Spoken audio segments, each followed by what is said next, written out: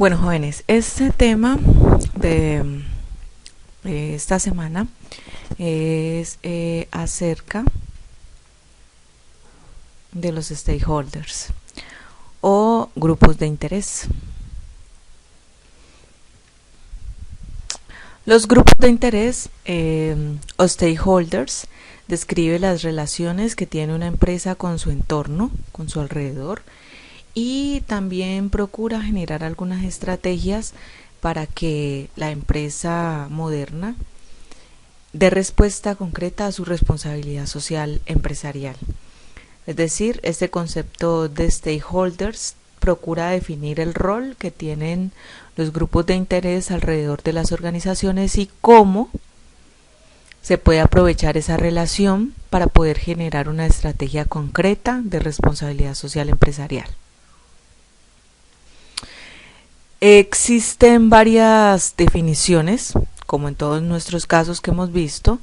He tomado estas como digamos las de mayor referencia, las que se han tomado siempre, pero no quiere decir que esta sea la única o las únicas definiciones de grupos de interés como tal. Hay unas un poco más recientes, más modernas, pero estas las citamos porque digamos son la base, las que son la base que nutre el resto de definiciones que hemos podido encontrar a través del tiempo.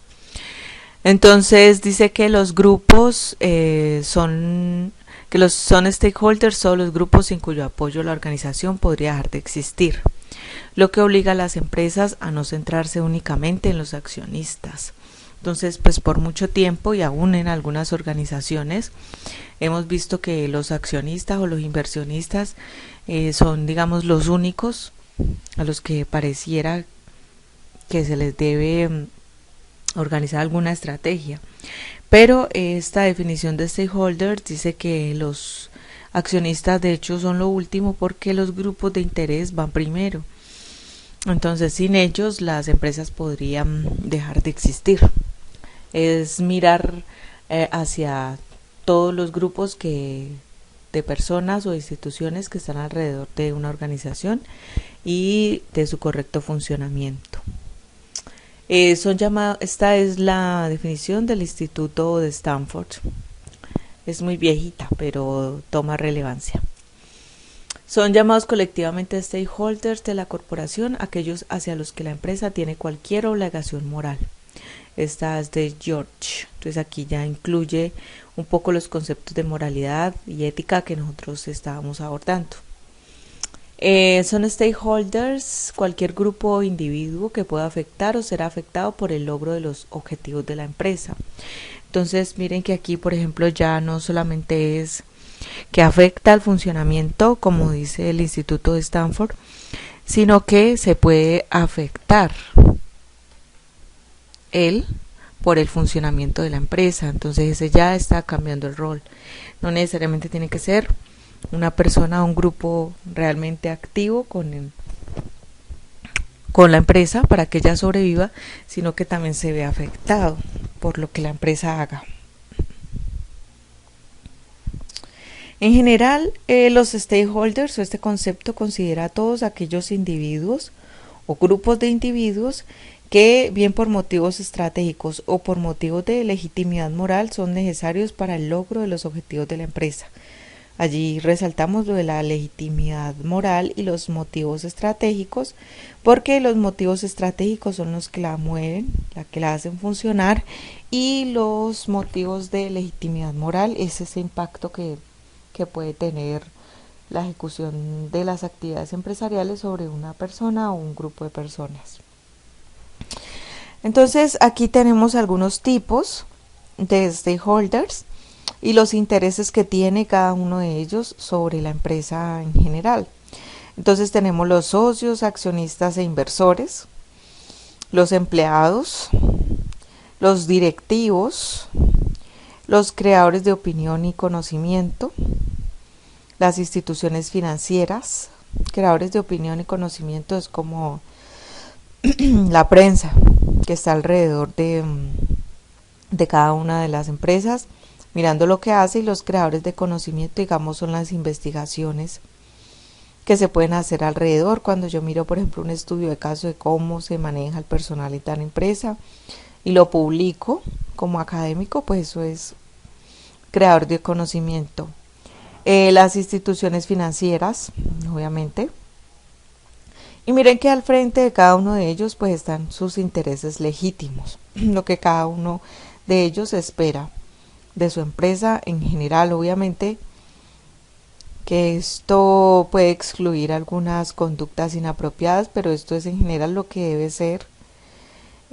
¿Por qué digo esto? Porque, por ejemplo, dice que los empleados tienen un interés legítimo de salario, prestaciones sociales, seguridad, pero realmente hay empleados que no buscan esto, sino que buscan, eh, digamos, un lugar donde puedan estarse incapacitando, hacer mal su trabajo, etcétera, ¿no? Pero eso es lo menos. Entonces, en general lo que se supone que busca cada uno de estos grupos de interés.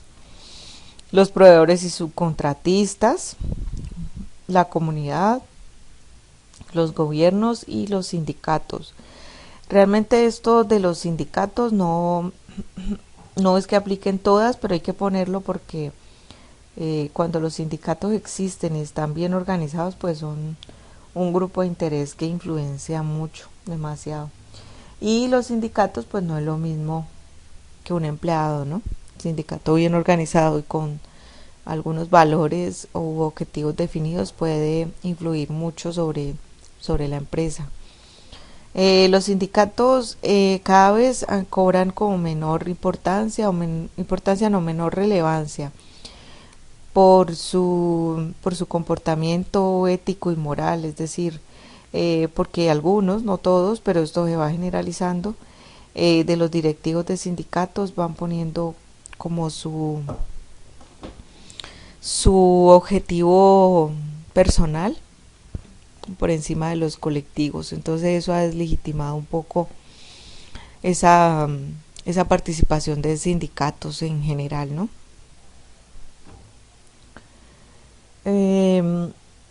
Aquí tenemos entonces estos son los stakeholders y esos son los tipos. ¿Por qué? Porque hay unos que se caracterizan por ser internos, es decir, los que están vinculados directamente a la empresa, como los accionistas, o sea, tienen un interés mucho más cercano, el accionista o socios, los directivos. Y los stakeholders externos son los demás, o sea, los que no hacen parte de la estructura, pero que están ahí, que son, por ejemplo, las autoridades, los grupos de presión, de control, las comunidades, es decir, donde la empresa puede ejercer alguna consecuencia, los competidores. Estos todos serían externos. Ese mapita que nos muestra cómo esos grupos de interés interactúan con la empresa, ¿sí? Entonces aquí tenemos la empresa, aquí tenemos los stakeholders en general, y cómo es un flujo de información y de estrategia que beneficia a todos. Entonces estos stakeholders tienen intereses, expectativas, una percepción de las prácticas, es decir, cómo ellos se sienten respecto al actuar o el comportamiento de la empresa, tienen o no credibilidad y confianza en esa empresa como tal, y por lo tanto son fieles, ¿sí? Van generando una fidelidad. En general, por ejemplo, los proveedores. Entonces, los proveedores, ¿cuál es el interés, expectativa? Pues que la empresa le compre, ¿no? Y le pague. La percepción de las prácticas de responsabilidad social es qué tanto contempla al proveedor como un eje transversal para su desarrollo estratégico. Credibilidad y confianza si le pagan los tiempos que ha determinado, y por lo tanto fidelidad. Entonces uno diría, bueno, pero el proveedor que va a tener fidelidad con una empresa, si la tiene, porque no en todos los casos, porque en la mayoría las empresas son las que determinan el comportamiento de proveedores, pero hay proveedores que se vuelven supremamente importantes y relevantes de un proceso, porque, por ejemplo, en estos momentos que tenemos esta situación, escasez de alimentos, escasez de materia prima, pues los proveedores que tengan esa materia prima van a preferir a sus empresas en las que tenga más fidelidad, las que ve que siempre le ha pagado, que tiene una relación más de confianza. No va a llegar a venderle a cualquiera que a cualquier empresa que llegue y ya aunque le pague más, porque su empresa con la que siempre interactúa puede conseguir otro proveedor. Entonces es una coexistencia mutua y los proveedores son conscientes de ello, también la empresa. Por eso son importantes y determinantes dentro de este proceso. Ahora, ¿qué es lo que genera la empresa hacia sus stakeholders? Pues identifica brechas y áreas de mejora en esa relación, puede identificar fortalezas y oportunidades en lo que es interno y externo, satisfacen las expectativas de ambos, tanto de la empresa lo que desea de estos y ellos lo que desean de la empresa, y eso le da una reputación e imagen, es decir, la manera como se comporte con estos stakeholders le da una reputación buena o mala, ¿sí? Una reputación buena o mala.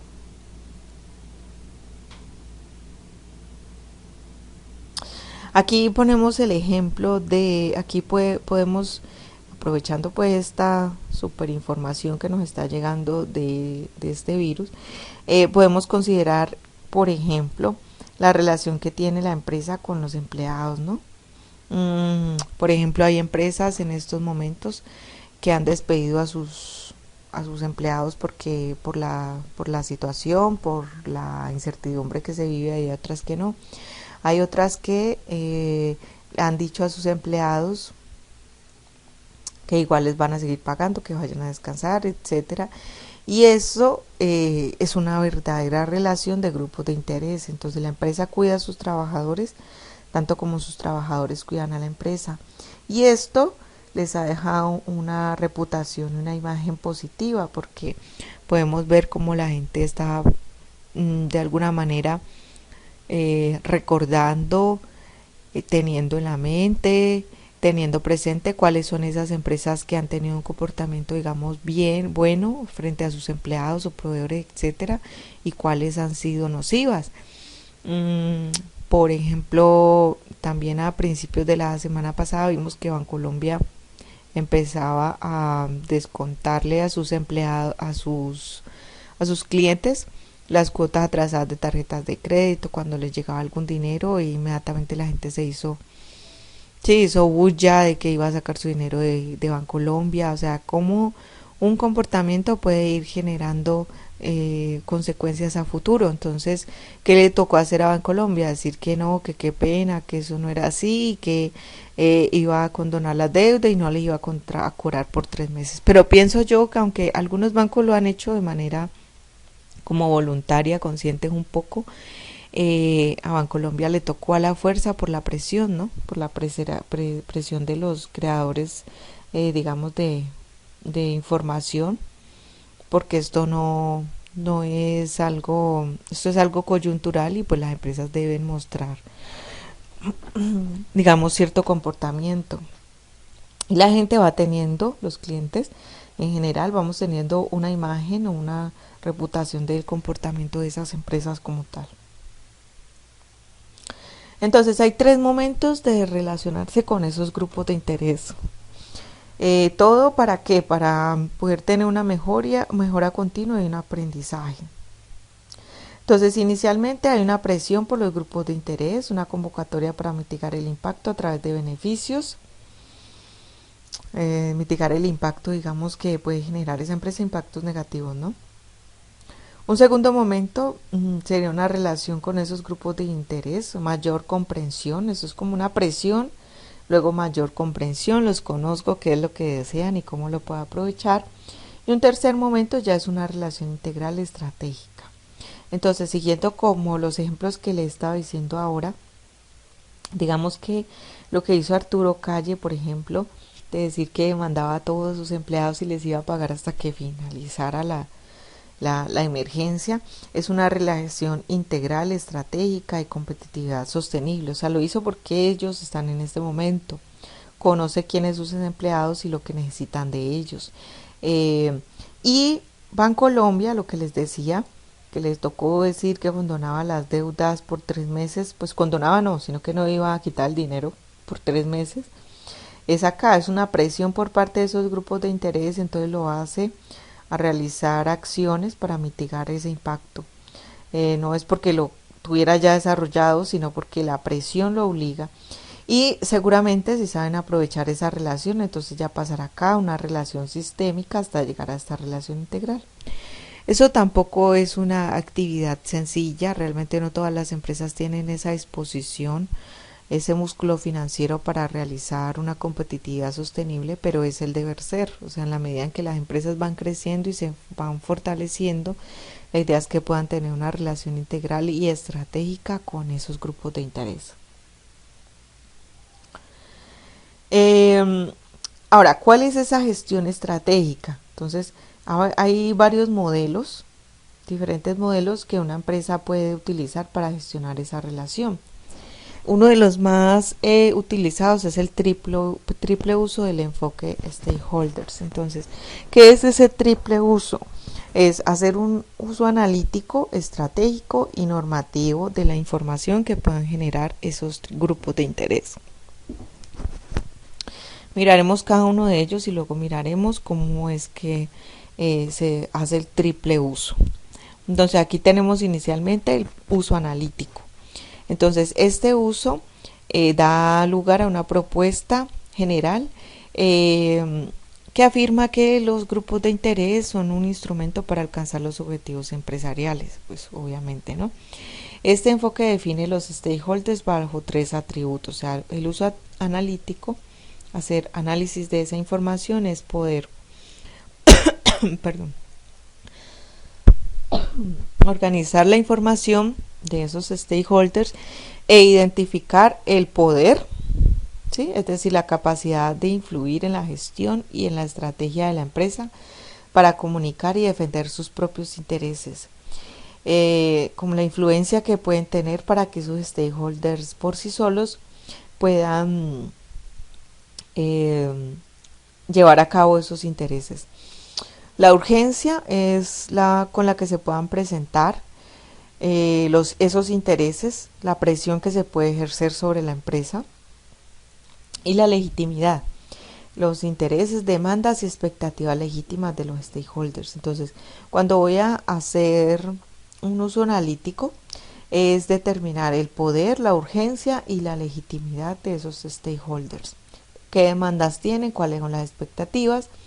¿Cuáles son los intereses? ¿Cuál es el punto de presión que pueden ejercer? ¿Y cómo puedo utilizar esa información para que ellos mismos contribuyan a que yo logre los objetivos? El uso analítico de esos tres atributos permiten distinguir diferentes niveles de stakeholders, es decir, no todos los grupos de interés tienen el mismo nivel. Entonces tenemos un nivel definitivo, es cuando algún stakeholders posee los 3 atributos, es decir, poder, urgencia y legitimidad. Expectantes es cuando tiene 2, poder y urgencia, o urgencia y legitimidad, o poder y legitimidad, por ejemplo. Y latentes cuando posee solo 1, o sea, cuando solamente tiene poder, solo tiene urgencia o solo tiene legitimidad. Según el uso analítico, no es un stakeholders si no tiene ninguno de esos 3 atributos. Es decir, si una persona, un grupo como tal, no tiene poder, o sea, no influye para nada en lo que yo pueda hacer o comunicar, no ejerce presión, y los intereses y demandas son ilegítimas, o sea, es por una razón inventada o especulación, pues entonces no es un stakeholder. ¿Para qué utilizo ese uso analítico? Porque aquí tengo ya el poder, legitimidad y urgencia. Entonces, latentes cuando tengo los 3, o sea, aquí 1, 2, 3, aquí. Serían latentes. Expectantes, ¿sí? Cuando tiene cuando tiene estos dos o cuando tiene estos dos. Y definitivos sería el 7. Perdón, el latente es 1, 2 y 3, o sea, este y este, o sea, solamente tiene uno. Expectantes cuando tiene dos, esta relación y esta. Definitivos cuando tiene las tres, o sea, aquí en el punto 7. Y no son stakeholders si están por fuera, o sea, no tienen ninguno de esos tres, entonces no es un stakeholder. ¿Cuál es una ventaja de utilizar esta herramienta? Que yo puedo tener información sobre esos grupos y así puedo definir una estrategia de responsabilidad social de la organización. Esta es importante, ¿por qué? Porque esa responsabilidad social es cómo me ven esos grupos de interés, por lo tanto es importante y definitivo tener claro cuáles son esos grupos y cómo los puedo afectar para así poder definir una estrategia de responsabilidad social. Para así poder definir una estrategia de responsabilidad social. Se hace indispensable que la organización tenga mecanismos de diálogos permanente con esos grupos, dado que son cambiantes y dinámicos. Entonces, en resumen, el enfoque analítico permite a las organizaciones definir un mapa a través de estos tres atributos y definir un mapa de coaliciones o de alianzas que pueden estar relacionados con la empresa, y el conocimiento es de suma importancia para la responsabilidad social. Aquí tenemos un ejemplo de un grupo ecologista con un sindicato y una organización de consumidores. Entonces, cómo estos tres stakeholders pueden aliarse y así poder tener una práctica relacionada y una buena gestión de la responsabilidad social. Como tal, cómo yo puedo aliarme con esos grupos y poder establecer una buena gestión de responsabilidad social. Ahora, cuando ya hice el análisis, que es el uso analítico, ahora miramos el uso estratégico o instrumental. Este es utilizado para gestionar y dirigir a los grupos de interés desde un punto de vista estratégico para dar respuesta a esa responsabilidad social, una vez ya definida. Aquí podemos encontrar dos situaciones sobre las cuales se enmarca este uso instrumental. Uno es cuando el objetivo final de esta estrategia y las decisiones de la empresa en cuestión es tener un éxito en el mercado, es decir, un beneficio económico. Esto no es, digamos que no es algo aberrante. Muchas empresas realmente utilizan sus prácticas de responsabilidad social como publicidad, como, mírenme lo que estoy haciendo bien, cómprenme. Si ese es el objetivo final, ¿sí? O sea, tener un beneficio económico, entonces las empresas ven a sus stakeholders como parte de un entorno que debe ser dirigido y gestionado para que puedan comprar más, digamos, los clientes. Y las razones que llevan a hacerlo no es la legitimidad ni el valor que merecen esos grupos de interés, sino que los utilizan solamente como poder y urgencia. Es decir, los utiliza solamente como el poder que tiene sobre influir y la urgencia de vender, por ejemplo, pero no es porque esté bajo una causa legítima. Si la empresa desea solamente el éxito en el mercado, entonces los stakeholders en este caso son un medio más que un fin, ¿sí? O sea, son como un instrumento para vender más, pero no es un objetivo en sí.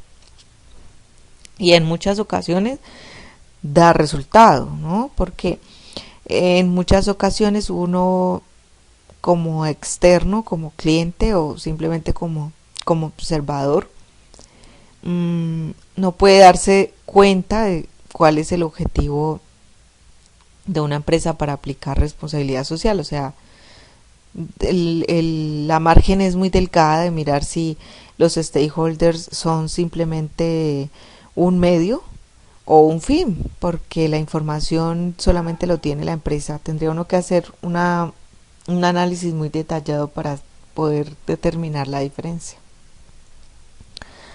Y otra situación que podemos encontrar es cuando las relaciones con los stakeholders que sean improductivas o que impidan una excesiva intervención de recursos sean interrumpidas.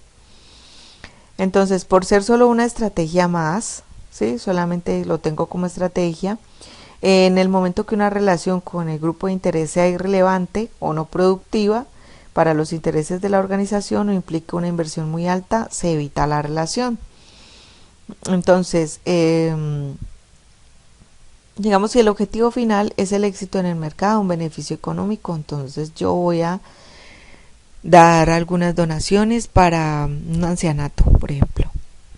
Y eso lo hago publicidad, entonces la gente podría comprar más por esa donación o ese gesto que se tiene. Este sería este caso. Pero esa acción es improductiva, puede generar una excesiva inversión. Entonces puede ser que si yo deseo aumentar el éxito del mercado, lo hago solamente una vez y ya. No lo hago más veces. Entonces ya generé la publicidad, la gente ya cree en esa estrategia y sigue comprando, o sea que está chuleado. Pero entonces puede que sea improductivo para la empresa si lo está viendo solamente como un medio, no un objetivo en sí. Entonces, en cualquier momento, esa inversión o esa relación se evitará. Entonces, ya el contacto con la comunidad, pues, se desaparece, ya no se vuelve a tener en cuenta. Con este uso, las relaciones de stakeholders entran en unos procesos de toma de decisiones y en el diseño de estrategia empresarial, solo en el caso que éstas tengan un valor estratégico para la empresa. Si no hacen parte de la estrategia, entonces no aplicaría ninguno de estos casos. La gestión estratégica de los grupos de interés. Bueno, ahora, aquí antes de continuar, este es cuando lo tengo solamente en el uso instrumental, o sea que utilizo a los stakeholders como un instrumento más no como un fin. Entonces lo utilizo para vender más o simplemente lo utilizo por un tiempo y luego lo desecho. Y se utiliza solamente cuando son estratégicos. Cuando no lo son, ya no va más. Que ese también puede ser el caso de Arturo Calle, ¿no? Él obviamente que sabe que con eso hace publicidad y obviamente que eso es un costo, ¿no? Mantener toda una nómina en un tiempo, pero espera poderla recuperar en el pasado. ¿Cómo nosotros sabemos si realmente esta empresa tiene o no a sus empleados como un medio o como un fin? Pues realmente no lo sabemos. Porque puede ser un medio, sí, los está utilizando para hacer publicidad y sabe que con eso va a ganar mucha gente, sí. También pueden ser un fin, es decir, que él no vive sin sus empleados porque los ha capacitado y sabe lo que son. Eso nosotros no lo podemos determinar, no con un simple análisis externo. Tendríamos que mirar otras acciones, mirar qué otras actividades se han hecho en el pasado con estos grupos de interés, y ahí sí uno diría, no, si estos realmente son el fin o son simplemente un medio, ¿no? Porque también es cierto que eso se utiliza como publicidad. Y por último tenemos el uso normativo. Entonces, según este uso, la base fundamental de los stakeholders es normativa e implica una aceptación de que son personas o grupos que presentan intereses legítimos en aspectos sustanciales de las actividades de la empresa. Entonces, este uso normativo es un poco más larguito, ¿no? Este uso utiliza el stakeholders en un nivel directivo. Es decir, no solamente como causa-efecto, hago publicidad y me compran, sino también en procedimientos, actitudes, estructuras, prácticas ajustadas, lo que decíamos ahora. No solamente, no los voy a echar, voy a vender más, sino que para poder determinar si los empleados son un medio o un fin, pues tendríamos que mirar procedimientos. Bueno, si les da vacaciones, qué tanto les paga, las jornadas qué tanto son muy largas o no, los tiene entrenados o no, ¿cierto? Las actitudes que tiene, si les dan permisos para salir cuando están en incapacidades o no, la estructura y la práctica, es decir, la planta, si está bien ajustada, si se cumplen todas las normativas, etcétera. Pues ya es un análisis mucho más profundo para poder determinarlo. Y ahí estamos hablando de uso normativo. Políticas generales que facilitan la integración y la toma de decisiones. Aquí yo puse como ejemplo los empleados porque tenemos ese caso en estos momentos, ¿no? Es digamos que uno de los más sonados, pero no quiere decir que solo los empleados, ¿no? Eso también se da con todos los demás, con los proveedores, con los accionistas, con los ciudadanos, con la comunicación. Entonces, por ejemplo, Arturo Calle hace esa divulgación, pero no hay más información al respecto, entonces no comunica nada más, solamente eso. Bueno, entonces eso sería simplemente un uso publicitario de esa actividad.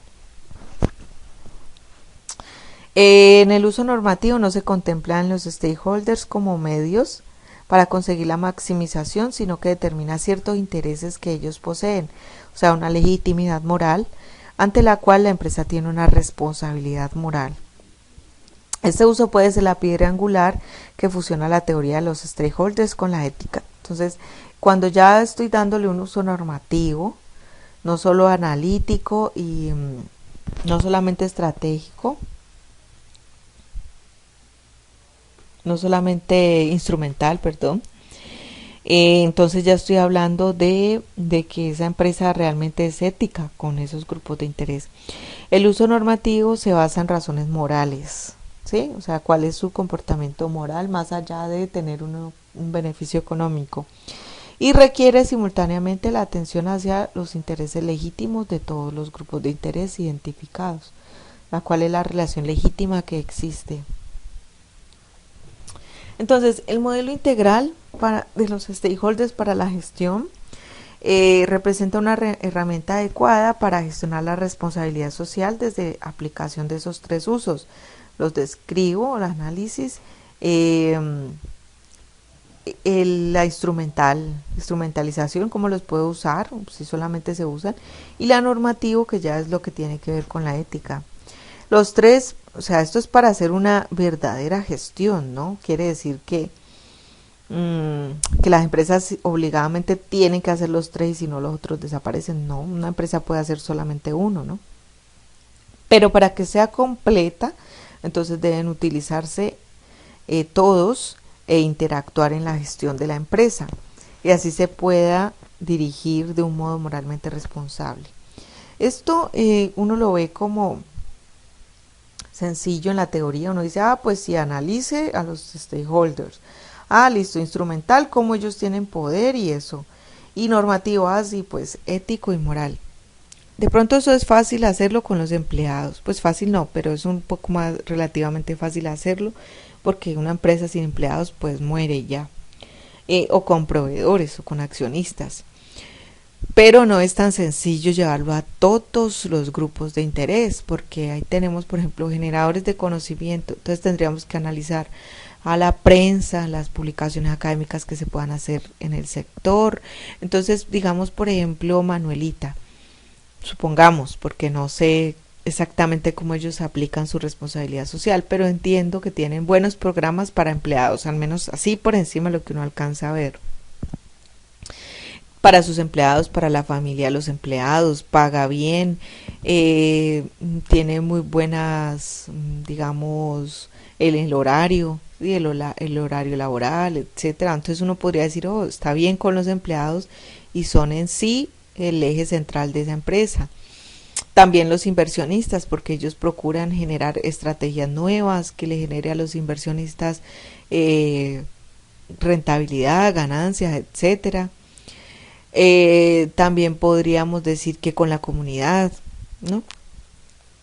Porque tiene planes para empresas que están alrededor, ¿sí? Para que sean sus proveedores. O sea, podemos ver que hay una relación óptima con esos stakeholders. Pero, por ejemplo, cuando ya llevamos a los generadores de conocimiento, cuando se empiezan a hacer investigaciones sobre cómo los cultivos de azúcar han acabado con los ríos, ¿sí? Con el río Amaime, con el río del Bolo, con el río Nime o uno que hay por allá, que se acabaron.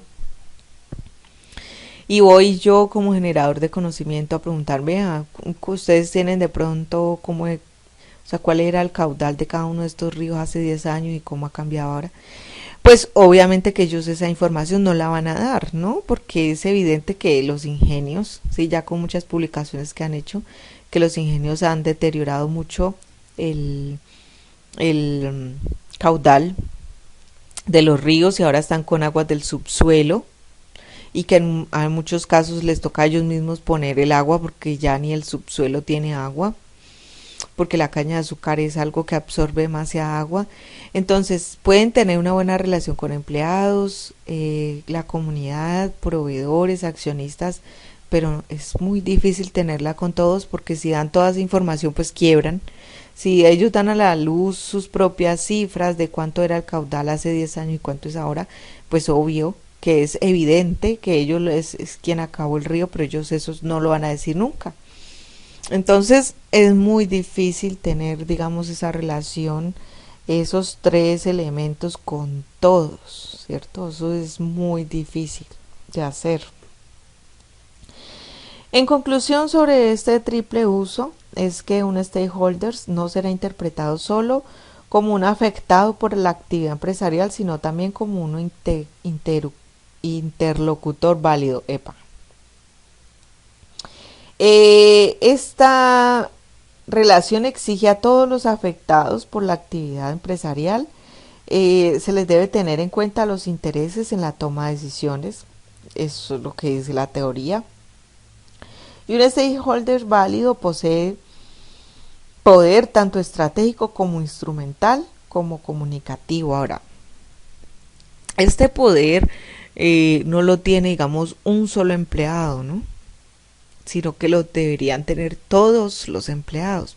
Entonces, un solo empleado que exija, por ejemplo, una jornada laboral de 8 horas, digamos, y no de 12, uno solo no va a tener una influencia en las tomas de decisiones ni tiene poder, pero todos los empleados sí. Por eso los sindicatos, digamos, tenían mucha más voz porque que decía el sindicato era para todos, entonces tenían una participación más activa. Ahora, ¿qué hace uno? Y me incluyo, o sea, uno ahí va como, vamos a ver si eso será que se dice, será que no se dice, porque uno tiene ese temor, si voy yo sola, yo no tengo ningún poder sola y me echan y ya. En cambio, si fuesen todos los empleados, como antes funcionaban los sindicatos, pues no los pueden echar a todos y entonces tenía más poder. Y eso mismo pasa con el cliente.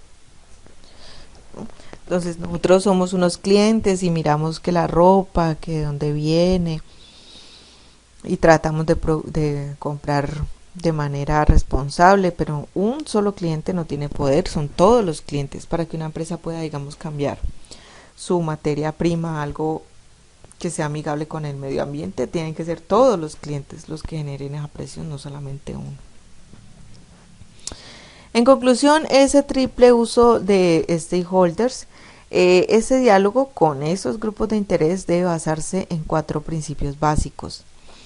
¿Cuáles son? La sinceridad con los interlocutores, lo cual es difícil porque lo que decía ahorita, el ejemplo que ponía Manuelita. El principio de inclusión de todos los afectados, representantes para la solución de conflictos potenciales y futuros, potenciales presentes y futuros. El principio de reciprocidad entre esos participantes, incluida la ausencia de coacción o violencia, o sea que es ese. Y el principio de simetría entre todos los intereses planteados, o sea que no tenga más influencia que otro. ¿Cuáles son los beneficios de relacionarse con los grupos de interés? Entonces tenemos gestión del riesgo, la confianza, el aprendizaje, las sinergias que se puedan hacer, las mejoras de producto. Por ejemplo, si los clientes ejercen presión sobre un producto, pues lo pueden mejorar a largo plazo, menos contaminante, etcétera.